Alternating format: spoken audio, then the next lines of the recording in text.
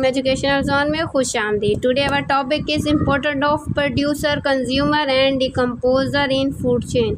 अब इन्होंने बताया है कि क्या अहम होता है प्रोड्यूसर, कंज्यूमर और डिकम्पोजर के लिए फूड चेन कैसे बनती है।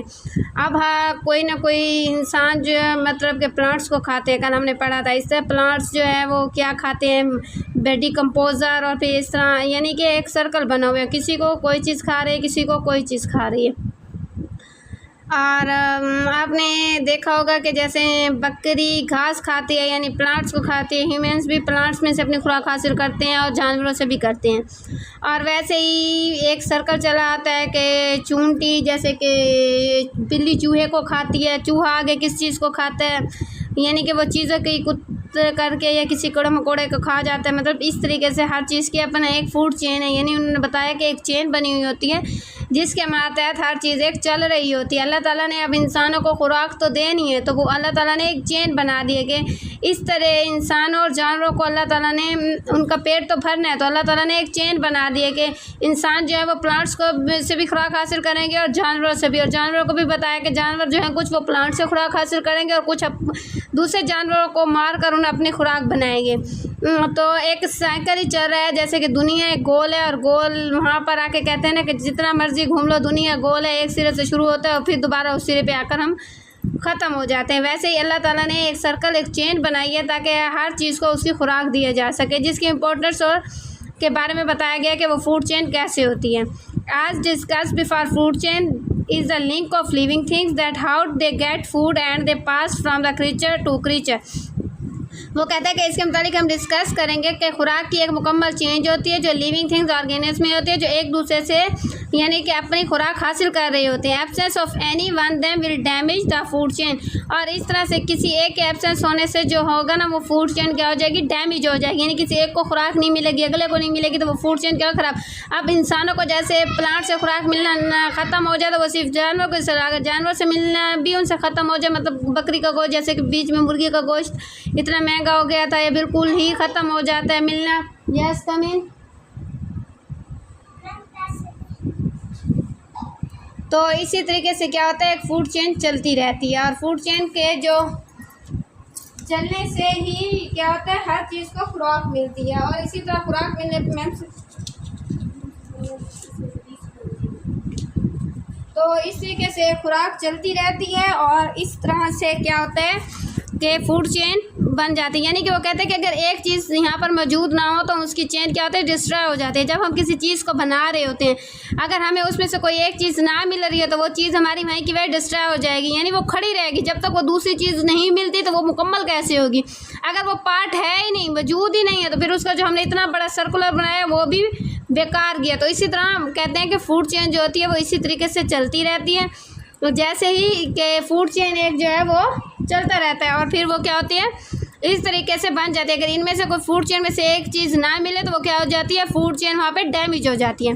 इफ़ प्रोड्यूसर प्लांट्स, वो कहते हैं प्लांट्स जो होते हैं वो प्रोड्यूसर होते हैं, स्टॉप ग्रोइंग, अगर उनका ग्रो होना बंद हो जाए, व्हाट द कंज्यूमर गॉट, तो कंज्यूमर क्या करेगा। वो कहते हैं कि जब एक प्लांट्स ही उगना बंद हो जाएं, ज़मीन से प्लांट्स, दरख्त, पौधे वगैरह ख़त्म हो जाएं, तो कंज्यूमर यानी बकरियां फिर क्या खाएंगी, क्योंकि तो घास फूस खाती हैं। जब घास ही नहीं होगा, जब कोई प्लाट ही नहीं होगा ज़मीन पर, तो फिर वो बकरी जो है वो घास कैसे खाएगी।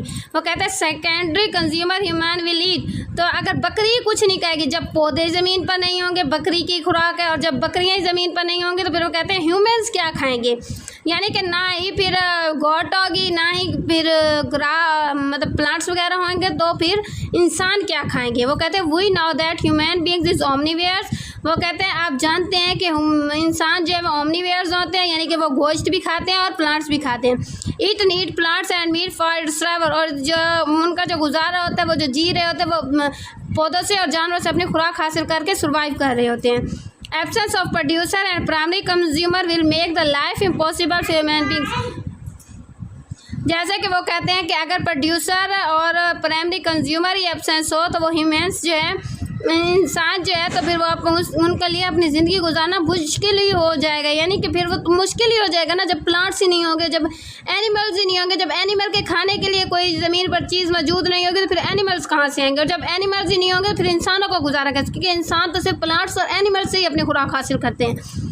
तो similar the producer and consumer where die और प्रोड्यूसर वेस्ट प्रोडक्ट, वो कहते हैं इसी तरह से सेम तरीके से अगर प्रोड्यूसर और कंज्यूमर जो होते हैं वो भी डाई हो जाएं तो प्रोड्यूस वेस्ट प्रोडक्ट, तो सारे प्रोडक्ट्स क्या हो जाते हैं, वेस्ट हो जाते हैं। Decomposer need to finish it up ultimately convert into the nutrients, वो कहते हैं जो डिकम्पोजर को जो सबसे ज़्यादा उसको अपनी फिनिश अप करने की ज़रूरत होती है वो न्यूट्रिएंट्स की होती है, वो न्यूट्रिएंट्स में कन्वर्ट हो जाते हैं। वो कहते हैं कि अगर एक चीज़ ही नहीं होगी तो फिर किसी चीज़ से किसी चीज़ का गुजारा नहीं चल सकता, यानी कि एक लाइफ चेन, एक फूड चेन ही ब्रेक हो जाएगी। तो इस चीज़ से क्या होता है कि फूड चेन के होने से ही जो है ना गुजारा या सर्वाइव ह्यूमंस का चल रहा है। सबसे बड़ा नुकसान तो ह्यूमंस को होगा, जब अगर प्लांट्स ही नहीं मौजूद होंगे मतलब कि हमारी ज़मीन पर, तो फिर गॉड्स क्या खाएंगे, अगर बकरियाँ नहीं मौजूद होंगी तो क्या आएंगे। उन्होंने एक लाइफ चेन बताया कि अगर जैसे कि अब ग्रास होपर जो है वो कंज्यूमर है और प्रोड्यूसर क्या है, प्लांट है। उन्होंने प्रोड्यूसर प्लांट को बोला कि एक प्लांट से कितनी चीज़ें निकल रही हैं। अब वो कहता है सबसे पहले प्रोड्यूसर जो है वो प्लांट है, प्लांट्स जब आते हैं तो उनको कंज्यूमर खाता है, यानी ग्रास होपर हम आपने देखा होगा कि हमेशा ही ग्रास में मौजूद होता है और वो वहीं से अपनी खुराक हासिल करते हैं।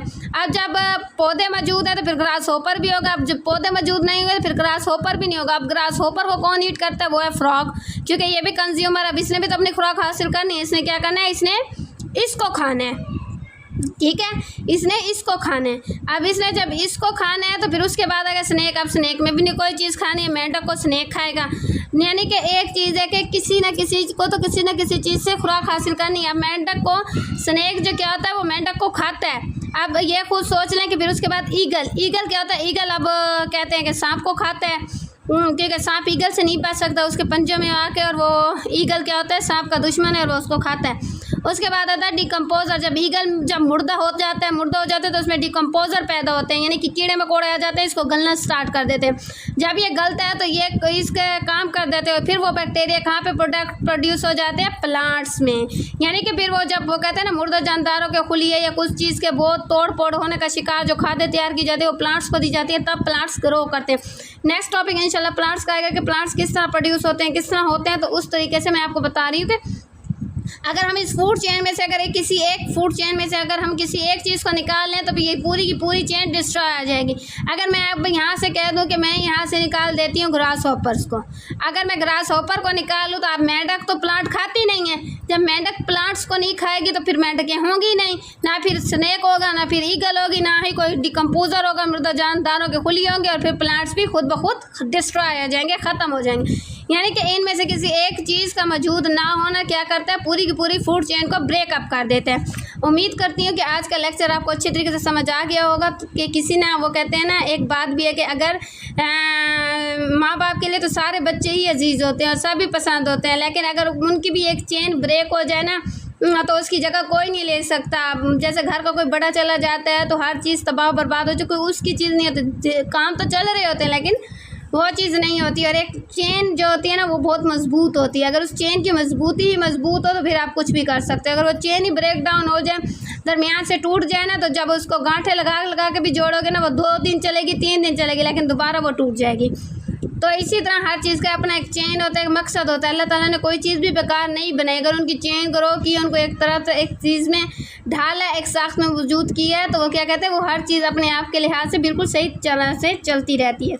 उम्मीद करती हूँ कि आज का टॉपिक आपको अच्छा लगा होगा, और अगर आज के टॉपिक की आपको समझ आ गई हो तो प्लीज़ मेरे चैनल को सब्सक्राइब और मेरे वीडियो को लाइक ज़रूर कीजिएगा। हम मिलते हैं अगले टॉपिक के साथ, अपना ख्याल रखिएगा। फ़ी अमानिल्लाह, अल्लाह हाफिज़, बाय।